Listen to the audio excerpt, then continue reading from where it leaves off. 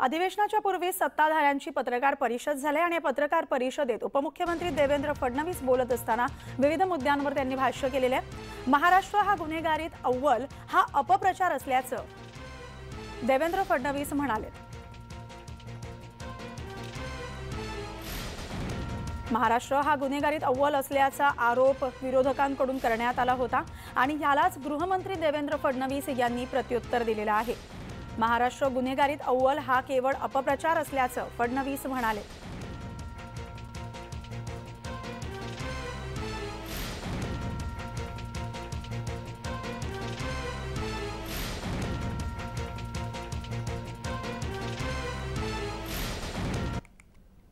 एनसीआरबीचा अहवाल कसा वाचायचा हे देखील कधीतरी शिकलं पाहिजे।